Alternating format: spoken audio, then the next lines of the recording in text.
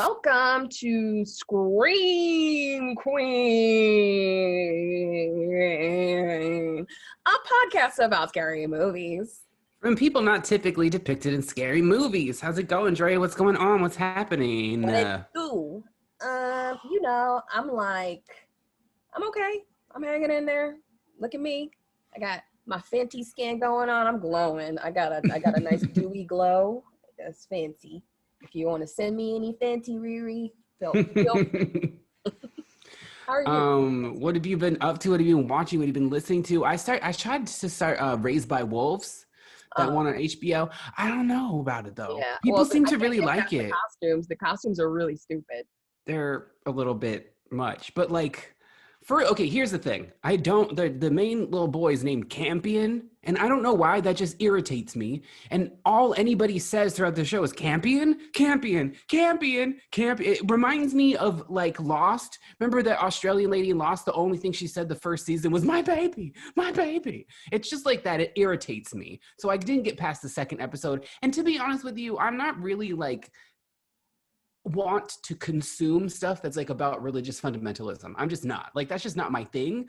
And it's just like about these two warring factions of like atheists and like super fundamentalist like Christians. That's what it was all about. Yeah, who like destroy the earth, and then it's like, okay, whatever.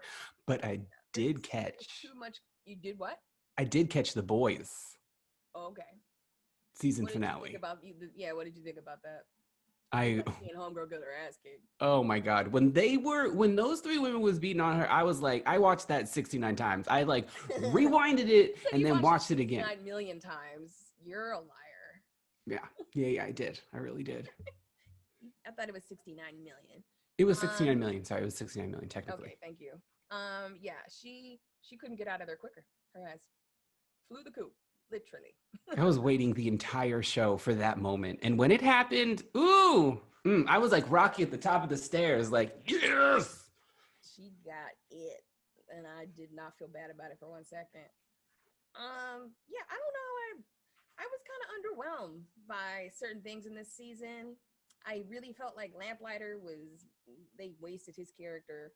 And like that whole, who's the main guy? Hugh? Yeah, he's really... I'm unnaturally attracted to him. Yeah, I know. He's very annoying at times. I'm still rooting for him, but he's also... I also can't get with how he can be cool with A-Train. Like, after A-Train ran through your girlfriend. Oh, yeah. Well, this season was a little... on his girlfriend. A-Train ran train on his girl. That he did. But like, what I really like, I think what was like a kind of a miss for me was like, this season was very heavy with its message. You know, like first season, it was just like, these are ridiculous people with superpowers. And this one is like, we are saying something about, like, it just felt, because, you know, keep America safe, make America great. It felt like it was more commentary than the first season. It was too on the nose. Yeah, they didn't have to do that because we were already understanding, like, you know, the absurdity of what was going on with these characters. And that's all they had to do was just keep playing into it. But then they bring in, like, I wasn't into also Homeboy's relationship with Homegirl, like back and forth, and it'll never work because you don't love my child, and that stuff. I need you to protect me and my child, and I just was like, I don't fucking care. Like, this is really stupid. But I'll watch next season. Yeah, me too. Other than that, we'll get into that other thing. But what else have I been watching? I feel like I've seen something and it's on the tip of my tongue. Let me think about it. It is, what did I see? I saw Attack the Block this weekend with the Seattle Museum of Pop Culture, which we hosted with them a little while ago.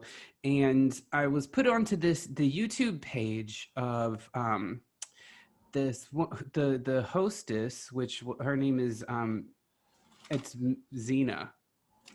I don't know but it was just like she's like a really cool, like she had like one of her videos was like top 5 zombie snitches and shit like that. So she's like really cool and she hosted and it was nice. It was a good time. And it was nice to hang out with those people again.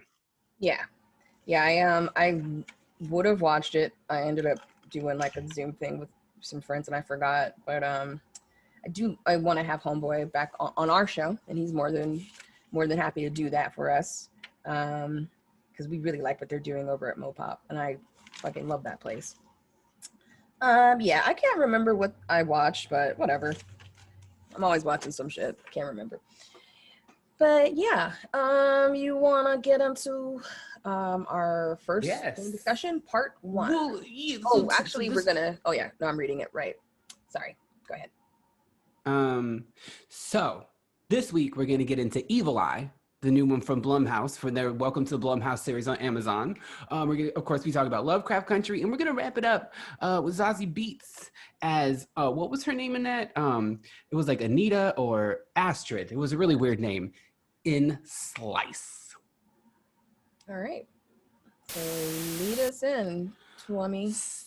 So this week, Drea and I had a very unique opportunity. We were invited to attend the virtual premiere of Evil Eye. There was like a DJ set and all this other stuff, and you like an interactive house that you can go in and out of. But Evil Eye is part of Amazon's Welcome to the Blumhouse series. It's an adaptation of playwright Madhuri Shekhar's hit audio drama of the same name.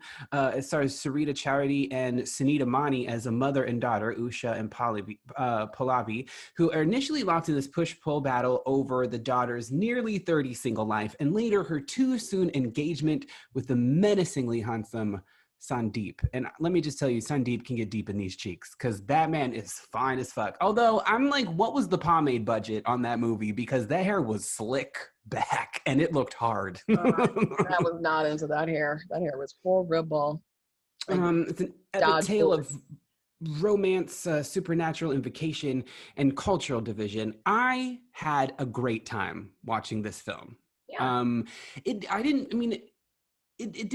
had like supernatural elements. It didn't really get into the horror until like probably the last like 10 minutes or so, but I was cool with it. I liked the fact that like we had really developed characters. I thought it was very culturally specific. Like the mother is afraid that her abuser of hers has been reincarnated as her daughter's lover. And you know, you really do get like the melodrama of like the mother wanting so badly for the daughter to get married, and then when she does end up with somebody, the mom is suddenly like, yeah, but like that's a little bit soon. Like you already, what, you moved in with him, he's paying your bills, you quit your job, like that the daughter is setting up a relationship of dependence on this man, and like that's really what the mother is like trying to ward off. Sarita, I was, you know, I recognized both of them. Sunita Mani, she was in Glow. She played one of the. R.I.P. Glow, that was canceled. Yeah, well, they might be getting a movie to you know, encapsulate it. I don't know. We'll see. It kind of it. I was okay with that show. It could use like, you know. I hope it gets a movie at least. But and then the mother though, she's been in everything. She's been in a little bit of everything. But her number one credit, and my mother was just talking about it like last week. It's one of her favorite films, and also I love it as well. But Mississippi Masala with the young Denzel Washington, and yeah, that's her first ever role, and that movie is the shit. It's so good. It's so ahead of its time. That was like 91. But just to see, and she looks exactly the same. She's amazing. So, I remember like that movie, and I remember seeing it and thinking that was the most beautiful woman in the world. Mm-hmm. Like when I was a kid, I was like, this is like the apex of beauty. Like she was just so, and like hip and shit.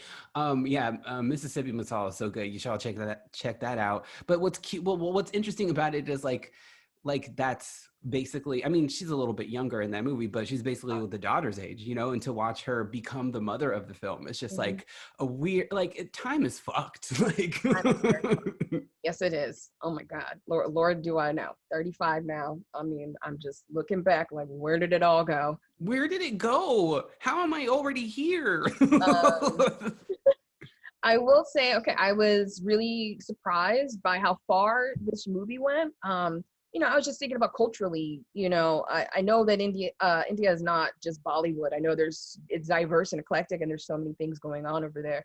But it was violent, and yeah, it really tapped into mental health.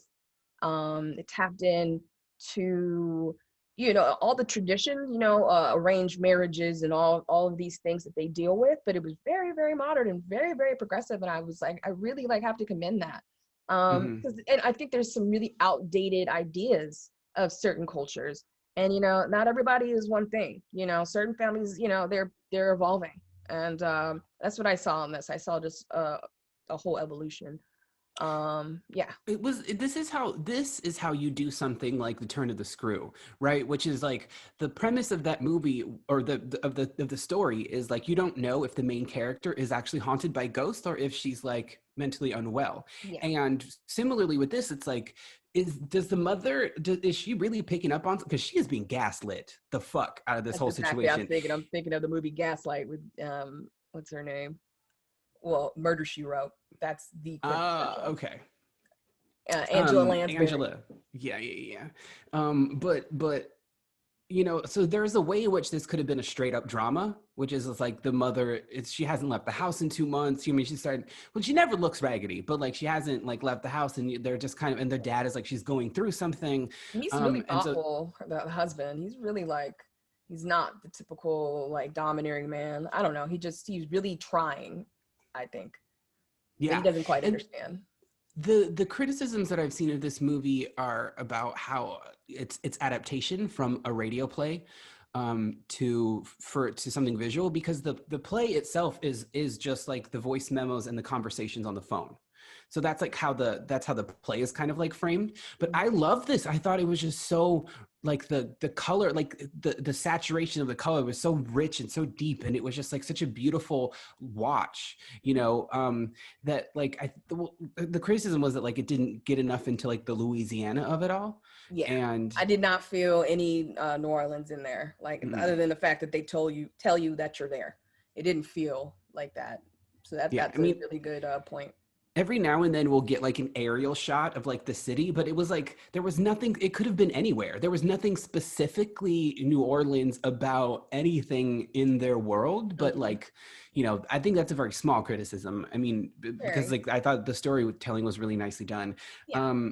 Also like chili powder in eyes, like that was, I was like, ooh, that, I don't want that. It didn't stop him, just riled him up. um Just riled his ass up. oh God, I just really wanted him to like Sonic the Hedgehog right through my body, like with his hair and everything. I was just like, ooh, and I kept being in the chat, like, because alongside the viewing, our viewing experience at our virtual premiere that we were definitely at, there was a chat box next to it, and I just kept saying things like, I want Sandeep to like slap me across the face, and everyone was like, oh my How did they God, not block LOL. you? What is wrong with you? What is wrong with I you? was like, I want him to pull all of my teeth out one by one. Like, What the fuck is wrong with you? there's something very right with me, okay? Oh, I Um, love how you spin things. That is your magic right there. You just spin anything. interpretation. Although I will say that unfortunately, because not everyone was in the same chat, so like I wasn't in the same chat as Drea, but there was, at first there was like this one person who was a little bit off, and they talk about, oh, why is this old lady practicing voodoo, like da da da da, and then it got into like white actors are way better than brown ones, and then it was like, is this how you think you're gonna beat Trump in 2020? And everyone was just like, kick this bitch out of the chat. That's why I don't be fucking with them chat rooms. They go left like that. Although So funny. Mopop, when we did it, that was super enjoyable. Like just chatting with everybody. I really had a nice experience with that. And I usually like, well, not to even get too off topic, but the first time I ever got AOL, like the Friends disc in the mail, like when it came out, I remember I put it in my dad's computer, and me and my friend went to like the kids zone, like, and they're like, make sure you don't go to any places where I'm like any like, you know, unnecessary adult areas. And I went into a chat room, and of course adults go into chat rooms and pretend to be kids. This guy kept asking me if I was GH. He says, are you GH? And I said, what's GH? And he goes, you know, GH. And I'm like, what is that? He goes, gay. Are you gay? He's just like all these. I'm like, why didn't you just spell out gay? And me and my friend, this is like the 6th or 7th grade. I'm just like, you're stupid, or like whatever. And then I just like hung up, and I never went back on a chat room. I never did AIM, never did any of that shit. I just never saw the point. Damn. So you just got traumatized early. I'm sorry, Real chat rooms were a early. little bit before my time. I kind of came up like decades later, but like I understand, like I remember reading about that in history books.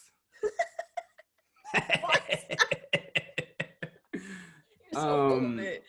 I did party lines though. I would fuck with a party line. Did you ever do Chatterbait or what the chat roulette or whatever? Chat roulette. I occasionally I'd fuck with that. Like Chatterbait's the one where they jack off in front of each other, and that's just different. I've never done that. But also like, did you ever like get drunk with Becky? Same thing on chat roulette. What? Did you ever get drunk with Becky? Because drunk Becky loved chat roulette. Oh yeah, she's one of those people that definitely would go on. Yeah, for sure. And she'd be like, and we'd have like the Real Housewives or Basketball Wives on in the background. Yeah. And it would always be some random ass people in there, and then every now and then somebody be like, faggot. I was like, can we just not have anything traumatizing? Nice? Like, oh, you know, I catch a couple of like, or I just go on there to flash people. Me and my friend would just like, woo, and then next, and then but yeah, it was just having to interact with that kind of negativity once or twice. It was enough to like, nah, I'm good. I don't need to put myself through this anxiety. But yeah, back to this premiere experience that we got to have though. I mean, it was really fun. And I also just I just missed watching things with people. Yeah. That's like Dre and I were like, I don't care where I'm at. I do miss the theater, but it's the camaraderie. Yeah. Yeah. Really matter. I like, and there were like photo booths that you could go into. So Dre and I were sending our photo booths back and forth. It was a really fun experience, and I hope to do it again. If you're listening, please invite us back. We would love to do it. There's so many new Blumhouse shits coming out. Yeah. I don't know if you've seen the other ones, but there's like Nocturne, The Lie, Black Box. Yeah. So I'm excited to just like dive into those, you know? Mm-hmm. And this one just came out today. I believe on Amazon. Officially. I mean, if you're like one of the regular people, you didn't get to see it a day before. Yes, it came out today. So stupid. My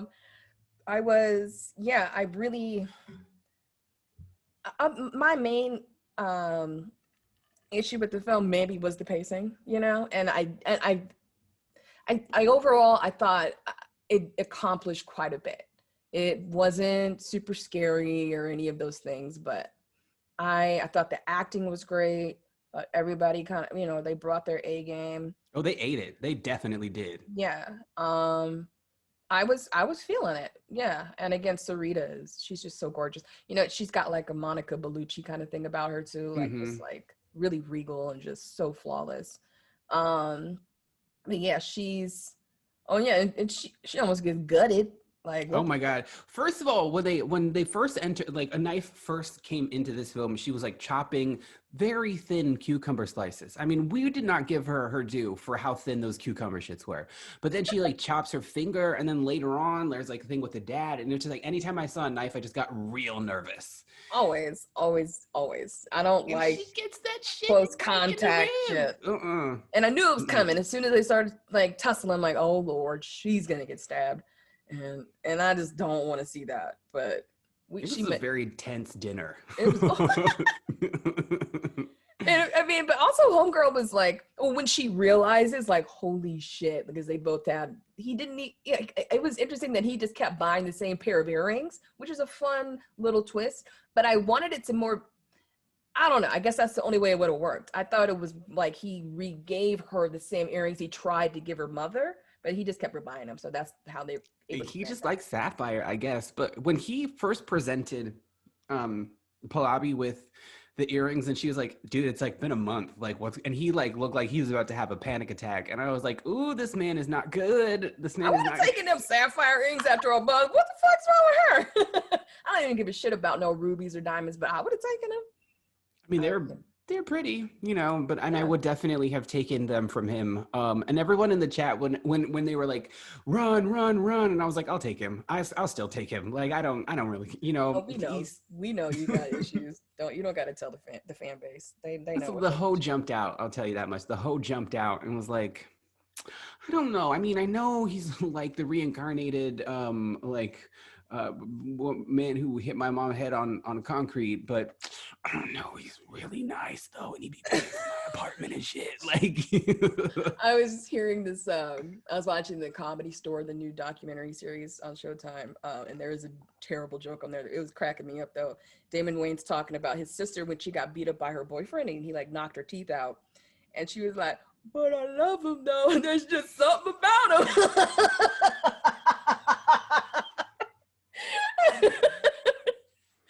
is not Yes. 2020 approved, I believe, but Is there something about him? I mean, you know, hey. sometimes you just gotta laugh. I mean, it's terrible, but you know, that's what a comedian can do. They can take something and make you look at this situation. And yeah, this is the thing I can't wait until domestic violence comes to, you know, a halt, you know, because these men, we just need to start beating their asses like from the jump. Like, I'm super down for that, just so they What did you know. what did you make of the end? Because in the end, like I thought it was a He's in the really baby great, now. He's in a baby. yeah, that like, but her point was like men like this always exist, Yeah, it you never, know, it, and you never really get rid of them completely. Like yeah. they keep being born. Like toxic masculinity is the thing. I tried to tune it out the end because I knew, yeah, it was trying to tell me all that, and I'm just like, that's just sad to think about. But I really do believe one day, I don't know if I'll be around to witness this, but one day there will be no more of that. You know, it just won't. Well, just we There'll be laser guns and shit, like man getting blasted in the dick. people riding dinosaurs and shit. I mean, full matriarchy now. You know what I mean? Like if it was just a matriarchy, I feel like everything would be better. But unfortunately, we're stuck with what we got. For now, it's moved. We are progressing. The world is changing. Trump's probably gonna die of COVID. So yeah. FBI, that was not us. That somebody hacked our mic. I want him to go to jail. I honestly, I just want him to go to jail forever. But I mean, if that's what we get, then I'll take that too. You know, and if he peed himself a couple times on camera, I wouldn't No, hate it. he's gonna have a full-on meltdown. Like, I mean, not that he hasn't already, I but mean, he's he's gonna have like he's unhinged. gonna shit his pants. And See, because that's the kind of thing I wanted to happen to Homelander. Because it was like there was a lot of racially specific deaths on Stormfront's angle. Homelander just kind of killed everybody, you yeah, know. So I didn't want him to die specifically. I just wanted him to be humiliated, and they gave me that too. So yeah, that was just he got he and cherry on yeah, top. and then he went and jerked off all over the city. He loves jerking off in front of the city. That's real Yeah, fun with him. he need to be liking that shit. The cakes were nice though. The cakes are very nice. I will not deny that. And you know what? He's very good at that character. I was super annoyed with Stormfront's character. Like I liked where Aya Cash was going with it, but I didn't get it. I mean, I get it, but it was just very violent. And I guess, you know, it has to do with what the times we're living in right now. Having to hear that another storyline like that, and this lady being openly just like so hateful. It was a lot. Yeah. They could have killed her Also, off like 4 episodes ago. I mean, honestly, they could have. Anthony Starr is like he is so good at Homelander because you know I watched the rewatch show afterwards that's hosted by Aisha Tyler, and he is absolutely unrecognizable Yeah. as himself. Because what's his real accent? He's Australian or something? Yeah, something like that. He talk weird, and he also has like glasses and dark hair, so he's like literally Clark Kenting on that shit. And I'm like, I wouldn't have recognized him because he's got such a smarmy energy as Homelander that he doesn't have as an actual person. Yeah, I could tell that, yeah, he's not that. And that's one that I will actually say he can get it. Yeah, Homelander can get it. Yeah, he can. Is he gonna laser your tits off? No, I'm gonna laser my titties off. They're nice, but he can blast my ass real quick. Wow. And with that note, I think it's time that we pivot because we don't need to be talking about this no more. Toast my buns. Yeah. So yeah, overall, I say watch Evil Eye. The acting was fucking on point. It's a great story and it's well told. All right, shall we pivot? Let's pivot. All right. So, this week on Lovecraft Country, we go back to Tulsa and rewind 1921. And it is a lot. And, you know, just when you think like every time this show just keeps getting better and better. So like last week was, episode 8 for me was the one I am. But this one did some really remarkable things as well. It was to even tackle that subject of going back. So we open up and Lancaster hasn't died yet. And she's being taken over by by the spirits and the curse that he put on her. And we don't know where Hippolyta is. And everybody is basically just trying to figure out what they can do. Christina Braithwaite, Ruby, brings her over. She is able to get, you know, the spirits out of her, but she's still, what is it? She needs the blood of an ancestor all the way back, like her great grandmother or like a cousin or something like that. What is it? What she needs is the Book of Names. That she needs the Book of Names. Okay, that's what it is. But she needed some blood yeah, for Christina. So Christina basically did like a reset spell. She couldn't banish the spell completely, yes. but she could reset it, so that would give Dee a little bit more time until they found the Book of Names. So what they needed was blood from her closest relative, which they assume is Montrose. And Montrose has to tell Tick, it might be you. Yeah. You know, it might be you because that might be your sister. Like, George might be your daddy. I don't understand why she can't. Okay, isn't her what about her mother? Her mother was missing. Remember, Hippolyta hadn't come back. But when she comes back, so okay, so they gave her the blood before Hippolyta shows up. I think so, yeah. Because I was confused by that. I'm like, if she gets that, then she's good. But I mean, even after they give her whatever she needed, they still have to go back and get the Book of Names and from Montrose's, or is it? No, it's Dora and Hippolyta's. Whose family is it? I'm getting, because they live right next door to each other. I know. I'm kind of running it back in my mind. No, it's in Tick's family, so it must be in Tick's side of the family. So it's Montrose and George. But they did go into the other house and get it. But they went into the other house. Yeah. So that's what I'm saying. That's where the book was. Yeah, it was over there. It was with Dora or Dora left. It was with Hippolyta. Because Dora's Tick's mama. That's right. Okay, yeah, okay. And so it was in that house. Yeah. And then so they have to split ways. First of all, they get to the time machine. Hippolyta, she's like, I ain't got fucking time. Like, I ain't got time. We gonna make time. Like, y'all need to get your asses in the car. Like, I done, you know, just I have been to how many worlds? I spent this much time here and this much time over there, and I got all the knowledge I've ever needed in my life, and I'm going to put it to use. I loved seeing it too. Oh, Hippolyta the bad bitch. Like, we have been waiting for this evolved version of her final Pokemon form or whatever. Yes, they keep bringing her X-Men form, whatever it is. It is amazing. So she comes back. She's like, I'm the motherfucking motherboard, and we're gonna plug this into me, and then y'all have to just do your job. I'm gonna do my part, you do your part. And they're like, oh, we don't have the key, and she's like, bitch, I am the key. The key is the key. That's from Jumpin' Jack Flash. The key is the key. I've seen that movie 70,000 times. My mother has probably the only person who's got you on that. I think she's seen it about 700 million times. That she'll constantly have that movie on. The key is the key. That was her. I mean, and those were like, she was doing proto chat rooms in that one. She was like, yes, on them old ass computers. Okay, where was I? Oh, okay, so she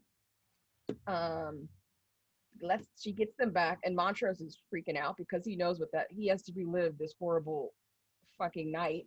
And it's probably like the most traumatic day of his entire life. And then you discover with what happened that day is he let go of his first ever love.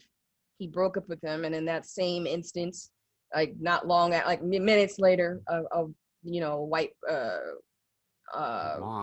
mob brigade, whatever, they came through and they shot him in his head, like right in front of his face. And Atticus witnesses this as with his father as they look at a young Montrose, and he understands in that moment like what was going on with him and why he's been through so much pain. Also, right after they get in, one of the first things they see is Montrose get beat to hell by his father with the freaking, like, he's not even a switch, it's a freaking whole branch. He just breaks it off on his back. Horrible. And so he's starting to understand why his father has been the way he is, or this man in his life. He was he's been calling his father. And in that moment, it was really beautiful. Also, you brought it up, but yeah, when he gets the bat, it's like his Jackie Robinson moment. He comes in and saves the day. It also reminded me of Signs when Joaquin Phoenix, swing away. Oh God, why would aliens who die by water land on a planet that's 70% water? Okay, I'm just gonna say it. Signs really pissed me off. That was when I was like, this M. Night Shyamalan doesn't really think things out, does he? That movie's fucking great, first of all. I love Signs. But hey, what are you gonna do? Mr. Scientist over here. Yeah, it's a good movie. But It's okay. it's It's a okay really until good you movie. see the It's a aliens. I don't really like good when you see movie. the It's aliens. a I liked it when it really was good movie. speculation. You know what I'm talking about? When It's a it wasn't very just good like movie. thinly veiled Christianity or whatever. I just, I No, really liked very it good before. movie. But Mel Gibson and all. but Okay, it's real good. sugar tits, you can miss me on sugar tits. That's all I can say about that, man. Sugar Tits? Oh, is that what he called the cop or The something? cop, yeah, I think he called cop sugar tits, something like that. I was Hey, I like, still okay, be well, fucking these with white some people Lethal are bold Weapon as 1, hell. 2, 3, and 4. I still watch some Hmm. Mad Max and some Road Warrior. Sorry. Is that the one that Tina Turner's in? She's in the Thunderdome one. Oh, Uh, okay. so hey, what are you gonna do? I said, hey. Um, I This episode was deep. I mean, I cried for every single one of the people in it, like separately about something different. And when Tick, like, when he breaks down in front of his dad and he's just like saying, like, they're kind of like sobbing together, I was just like, oh, take me out. There's so, like, for him to witness the genesis of his father's or a genesis of his father's self-hatred that then got passed down to him, like that's just like that inherited trauma. I mean, there's so much trauma in this. I mean, what black men deal with, and how vilified they are to this day. There's so many levels to it. It's such a difficult subject, and I really thought, it's been a journey to watch their relationship, and it's been really frustrating. But I really feel like that they really summed that, like they brought that together beautifully. I was, yeah, I was worried about how they were handling certain queer storylines. I was worried about, certain things, but it's all coming together. It's really, really nicely coming together. And I'm just glad, again, that something like this exists, and it's such a fuck you to the author, not of this Lovecraft Country, but to HP himself. It's such a fuck you to him, and I really appreciate that. Me too. Yeah, it's really nice. It's nice to see. There was one issue that I had. So towards the end, Hippolyta's trying to keep the portal open, but it's getting weaker and weaker, and she's got frothy coming out of her mouth. You know what I mean? And like she's sputtering, and Tick is like, do it for D, do it for D, do it for D, and we're just, kind of got. And Letty is just walking. She's like, there's no pep in her step. I'm like, Letty, run! The portal's closed, and she's just like Well, slowly it walking was through for the street. dramatic effect. I know. But I was I just mean, like, she's oh, come on. taking in all of Tulsa around her, and I think because she is in, she can't get hurt. She is taking it in. That is what makes that moment so pivotal. It's not that she didn't need to be on the run. She needs to know and experience that moment, because that is a incredibly it not only is it just to read about that experience and know that happened to my people, it breaks my heart. If I had the opportunity to be in her shoes at that moment, I would have been walking through fire as well, watching things burn around me, and so I could fully experience it. She also just posted yesterday that she walked through and ran off set screaming because she really burned herself, and she had to go to the Oh, hospital. fuck. She really burned Damn. herself bad. Like she had I a saw whole that. thing. Yeah. Yeah, she held it on, and she's like, yeah, Letty might be invincible, but I am not. But she walked, and then she said she kept her composure and did her thing, and then went screaming off set. And Damn. yeah, which made me just all that more invested in that scene. So yeah, I do understand for practical sense run, but she doesn't know that Hippolyta's on the other side of that thing foaming at the mouth. Sputtering. She didn't even, all the foam coming out of her mouth. Hippolyta was fine, because what did Hippolyta has one of the dopest makeover, like it's like a makeover sequence, like and with her like, it's everything that should have happened for Storm. They never got Storm's hair right. They fucking never got her hair right. But that moment, it was just like everything. She's the like, blue hair can stay. The blue hair can stay. It is the shit. She is so, that was so fucking cool. I can't tell you enough how much it used to piss me off. Just like, I only ever wanted Storm's hair from like what went in the cartoon, like just big and like in like super diva and drag queen. I only ever wanted that. And they always did these like super dykey, like horrible like cuts, and then like when it was long, it was just flat and like no character. And I'm like, what are you doing? Like, remember the first X-Men where Halle Berry, they tried to give Halle Berry like a Kenyan accent or something like that, and she just did not repeat it in the next few movies. I forgot about that. Yeah. But this was like, that made up for so much shit. Like, because I feel like Hippolyta, it's interesting. So like Letty is kind of like rogue, you know, in a sense. And then, but I felt like in that moment, like it was like her having her like, she already has become her full self, but she just keeps growing. And I was shocked to see her even come on the screen when she arrives. She's like, is Dee sick? Where is she? Because we didn't know how she was going to come back. I didn't know what she was anymore. Like, is she coming back to some all-encompass, all-empowering thing, some entity? But yeah, I think we're going to see just how much power she possesses next week on, you know, the season finale, or series finale. I don't know yet. I don't know. So we'll see. But also in that moment when Letty's like walking through the street, she actually has just seen somebody burn to death. Like, she watched, yeah. And it was, and that woman, I've seen her, she's another woman who's been in like a million things. I really liked their interaction with each other. And she was like, I knew something was up with you when I saw them shoes. That was like shade, madam. She's like, you better speak up or you get one between the eyes. And she was not fucking playing. Also, her dress was everything. Yes. Letty's dress? Well, no, the grandma. Yeah, the great grandma. Yeah, I thought they both looked dope.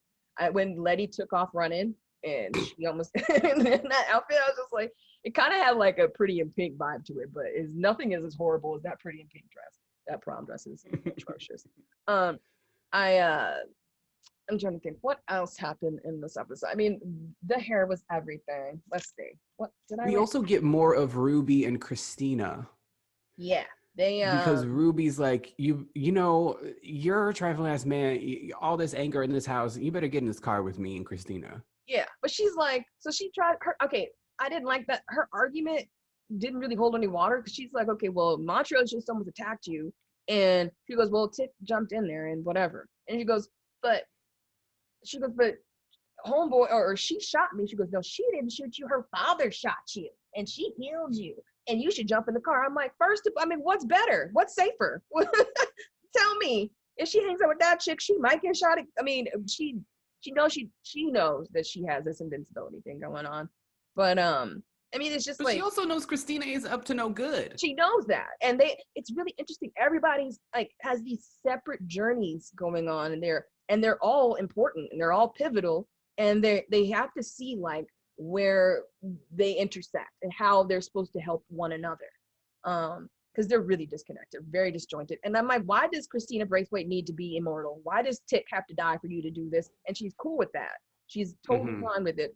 And so Ruby's for sure being an asshole. Like, she is kind of okay with Christina's plan as long as Christina does not hurt Letty. Letty's cool, yeah.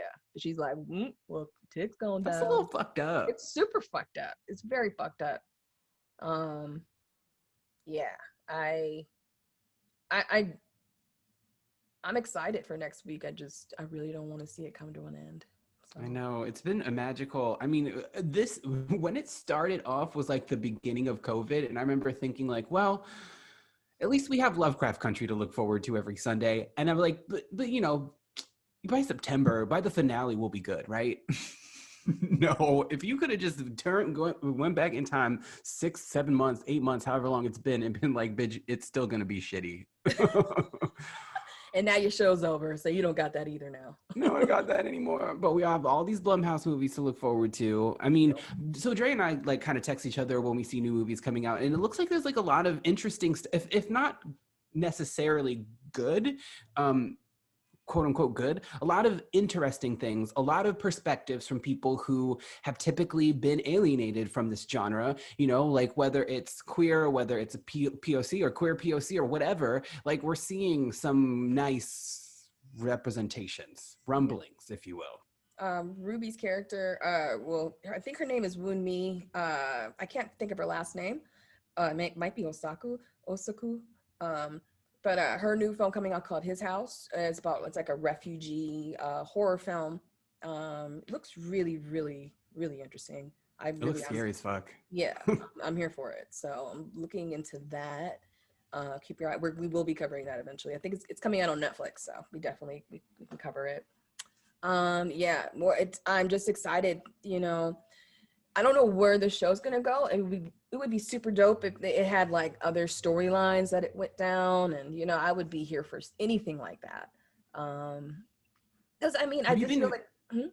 Have you been reading Lovecraft Country alongside this? I had been, and then I stopped because they kind of divert. They really did. They changed up quite a bit and it just kind of wasn't helping to read the book. It was interesting to I'm gonna finish it just to see how they kind of ended it, but the show's better. Okay. I mean, yeah. I imagine because it wasn't. Yeah, I could see that. I mean, the book is very good and it's done very well, but it was still written by a white man, and so they took the story, and I mean, he did what he could with his work, and I commend him. But yeah, what Misha Green did with it,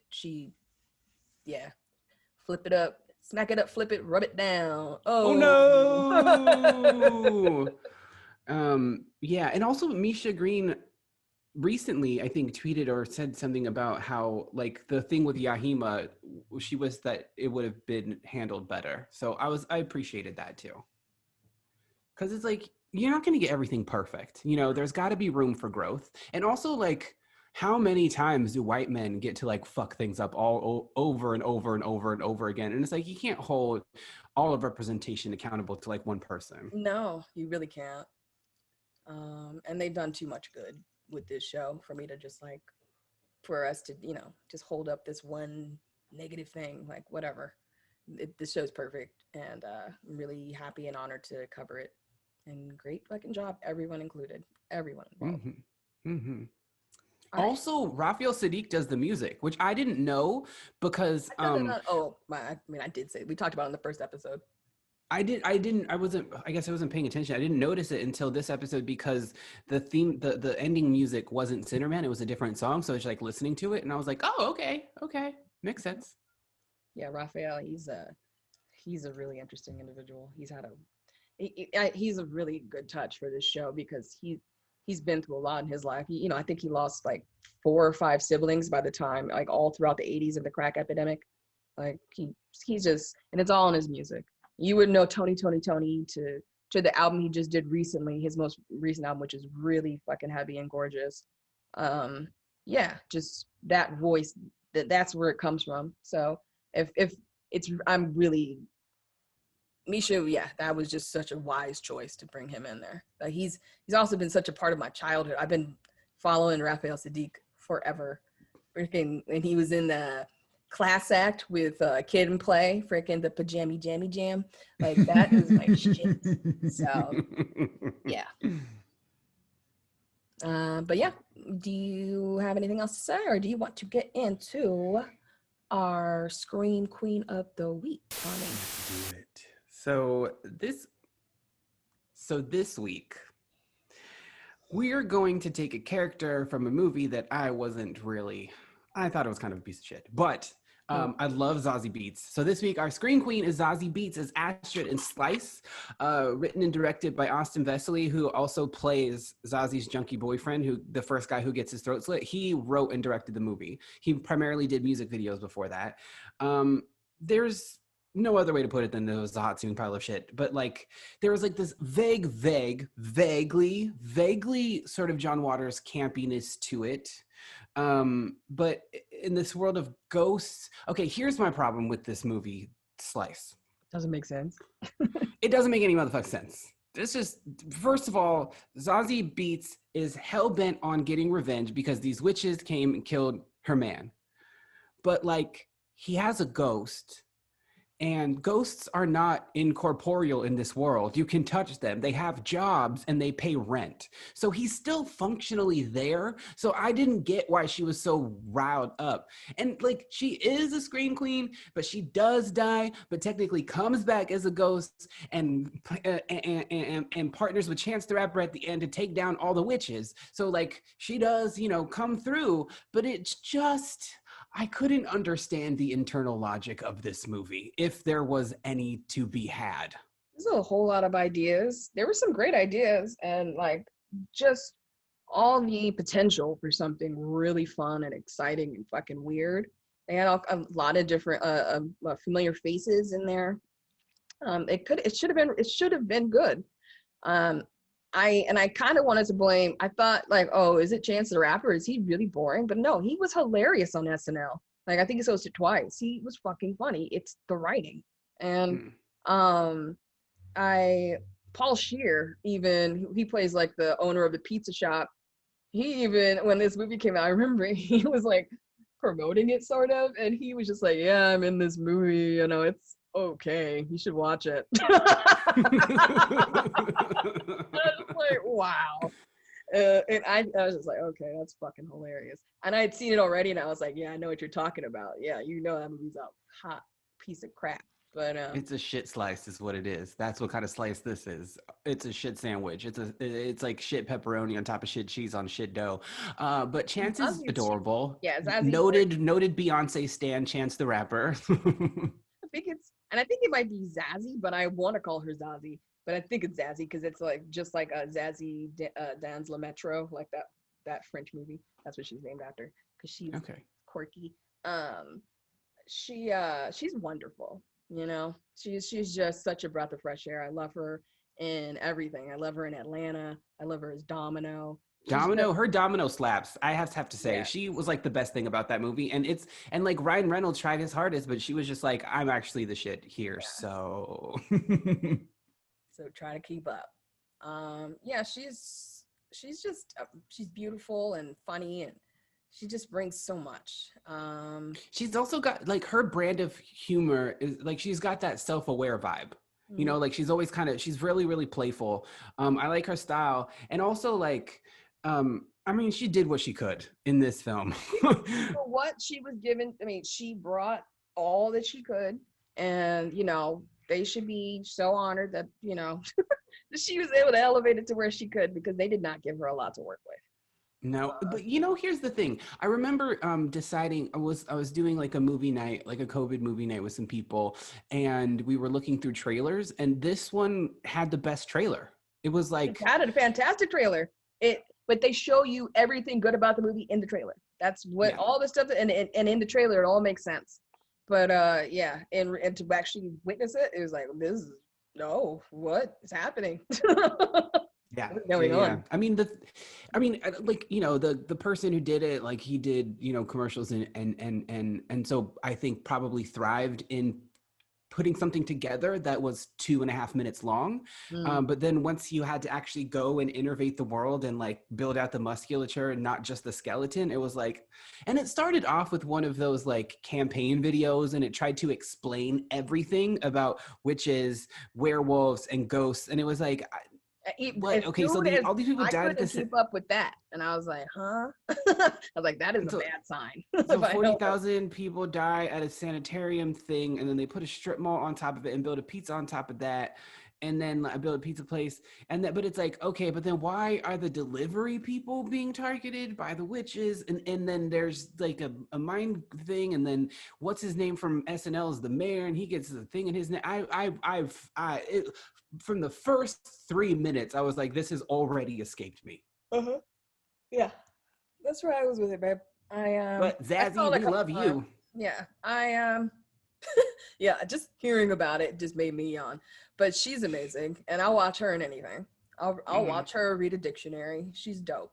But other than that, hey, watch it for her. And Chance is cute. He's real cute. So we can, he hops around. He tries to bring it. It's just you work with what you got to work with. Yeah, and for what it's worth, I just want to say A24. If you're going to give money to that, why can't you give money to me? I second that. I'll take some money too. Shit, if you got it to give. What up, Queens? Don't forget that we got a Google Voice number, and we want to hear from you. What's the scaredest you ever been in a movie theater? You can potentially be on this show. Chilling with your Screen Queens, us, me, and Drea. Our Google Voice number is 619-289-9052. That is 619-289-9052. And paint us a picture. Let us know. I want to know, was there potentially scatological things involved? Were people pissing their pants? Was somebody throwing up on somebody else? Let us know, what's the scaredest you ever been in a theater? That is 619-289-9052. Hey, you two. This is Kim, Tommy's favorite karaoke dyke. I just saw your Instagram story about the scaredest we've ever been in a movie theater, and my brain immediately flashed to autumn 2001 or 2. The Ring had just come out in theaters. At the time, I was in the 6th grade, so I was 11. I had a hard and fast personal rule of no scary movies because as a child I was highly suggestible, so even just saying the word like vampire would give me insane nightmares, so I stayed the fuck away. But I was a brand new fat gay kid at a huge new public middle school, so I had no fucking friends. And so the few girls in my class who were friendly to me invited me to a group hang at the movie theater to see The Ring one night. And so obviously I said yes, and that was a giant fucking mistake because that is, I think, the most I've ever hyperventilated in public, the hardest I've ever clenched my hands to a seat. I was losing my shit the entire time. I barely remember most of the movie except for the lab camera shots where Samara's tiny face like zooms in towards the camera and her hair blacks everything out. Awful. I slept in my mother's bed, a woman I am not close to, for 3 straight nights because I saw shadows all over our house that I thought was a tiny black-haired child. Never again, though I can now handle horror movies without blacking out at night. So that's, we're improving in 2020. Love you both. Have a good podcast. Bye. Catch us next week, same time, same place. We're getting into, quite sadly, the final episode of Lovecraft Country. It's called Full Circle. As far as our movie and Scream Queen choice for next week, you'll know when we know. You'll know when we know. Is it going to be Black Box? I don't know. We'll know. We'll know when we'll let you know. Scream Queen is produced by Alexandra De Palma and Domino Sound with theme music by Doc Allison. I am Drea.